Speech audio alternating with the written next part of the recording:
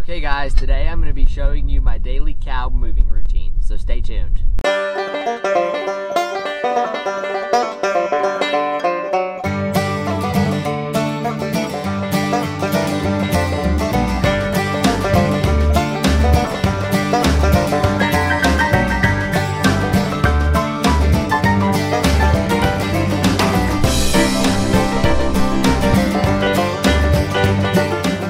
Okay, so I've been doing this job now for coming up on 2 months, and I thought it might be time to show you what I do every day when I come move the cows, so let's go.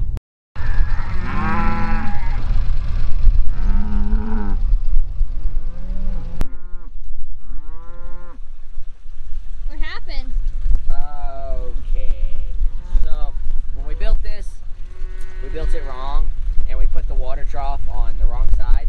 It's on this side, so there's a big gap over here, and the cows like to push their way between the water trough and the fence. And the water hose screws on this float valve here, which when it gets full, the water will push up on this float and shut it off so it doesn't just keep overflowing. Well, the water hose there clips on to right here. Well, when they push between the fence and the water trough, they break it off. Now it's fixable, but they're out of water, so I'm letting it fill up for a second before I fix it.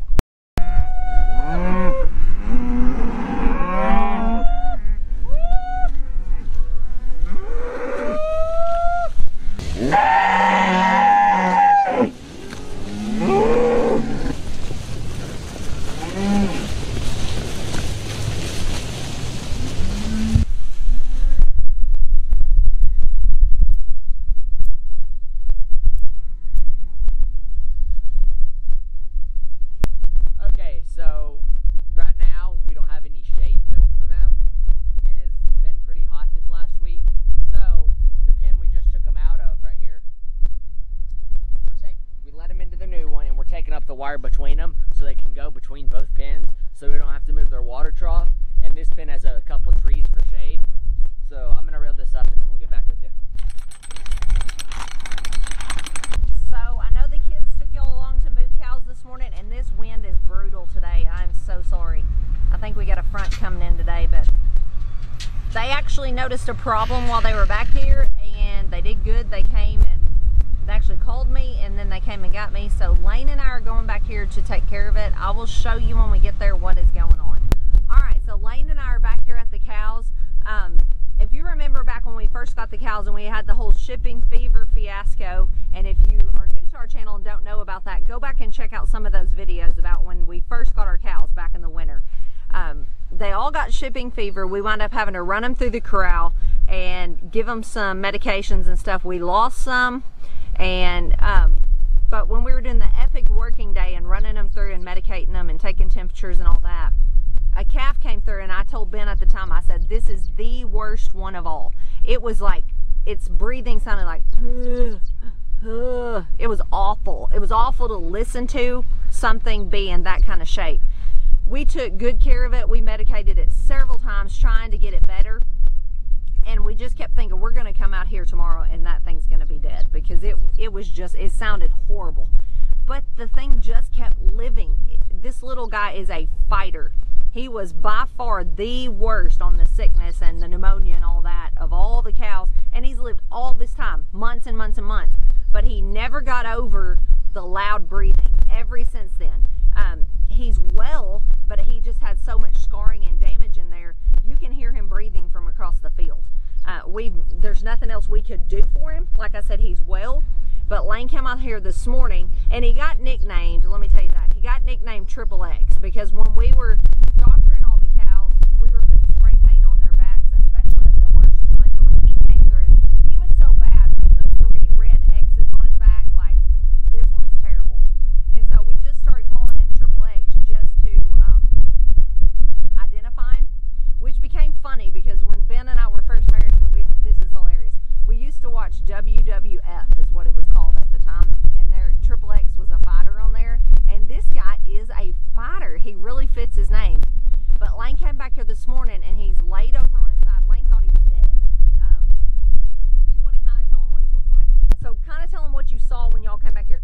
They've already vlogged some this morning, but they weren't sure if they should put a sick calf on there, so they came and got me, but we're just gonna tell y'all the real truth of working cattle. So I let them through, and then we set up a new wire. We were working on it, and when we drove by, I just saw something laying there. I thought it was a deer at first, but I walked over to it, and it was the cow, and I thought he was dead, because when they die, they lay all the way on their side, and they fill with air and bloat. And he was bloated really bad, and I thought he was dead. Well, I walked up to him, and he got up, but he didn't look good. yeah, so you called. We decided kind of keep him moving. I was milking cows. So here we are, got all the other stuff done so we could get back here again. I think he's actually up down there, which if a cow bloats, that's why I was explaining to Lane, we're learning as we go here, but I've had some experience with bloat with my milk cows. Keeping them moving is crucial. And also, there are some things that will make a cow bloat. What's some of them that I told you, Lane? Do you remember? Especially if they eat a lot of clover and really rich grass. Or Yep. if they get stuck laying on their side and they can't burp up air like they do when they chew their cud, they'll fill with air and can't get it out. Very good. So, like he was saying, if they eat tons of clover all at one time or something like that, alfalfa, just something really rich, and gorge themselves, they're gonna bloat. This paddock that we let them into yesterday, I did notice had quite a bit of clover, but they are not hungry cows, and that plays into it too. If they're hungry and get let into something and gorge themselves, but they're not hungry. So I really don't know, other than maybe some of his damage inside is contributing to this, but we're gonna take y'all over there and look at him. I think I see him and I think he's up. So It looks better. I was gonna try to drench him. I'm gonna show you when we get over there some of the tools. Well, actually, I'll show you right now. I came prepared to do any kind of vet work I needed to. So let me crawl over here. I'm gonna show you what I brought. Okay, my first plan of action was treat him for bloat. So I've got some bloat treatment. The last time I went to the feed store a few months ago for a big trip, I thought I'm stocking up on some meds. So whatever situation happens, maybe I'll have stuff for it. So I got some bloat treatment, and this is a force feeder, tube feeder. It goes down their throat and straight into their stomach. I've done this multiple times now. I feel pretty confident doing this. That's how I was going to administer this. But I'm going to tell you right now, if he's up and looks okay, I'm probably going to do nothing, because he's a big boy, and Lane and I we'd be having a rodeo, wouldn't we, trying to catch him? Yeah, and if you try to tube feed them, you can go down the wrong hole and put it in their lungs and drown them. Right. You're pretty much okay as long as you kind of feel right here and make sure it's going down the esophagus. But yeah, I mean it's a little scary if you've never done it before. It's more of a last resort. Yeah, and I also brought. I've used this. I don't like to. This is to poke a hole. It's in their left side to go straight into their stomach to release air. This is the tool you do it with. Another last resort. Last resort. We got bulls fighting over here. You put it in there, and then you pull this knife part out like this. This stays in there, and then air flows out this.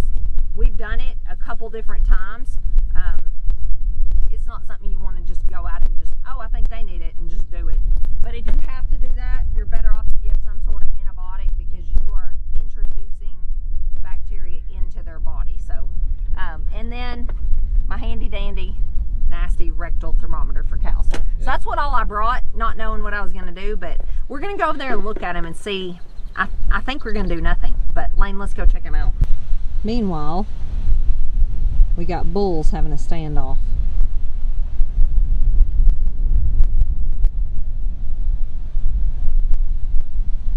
They love to headbutt.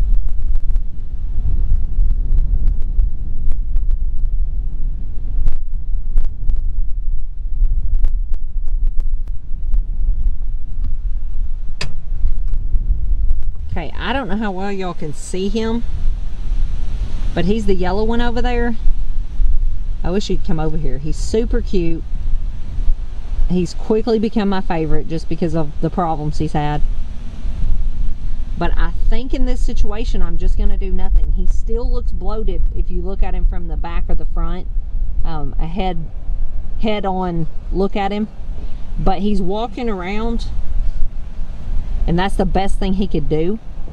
So I think we'll just check him after a while. Meanwhile, the bulls are still fighting.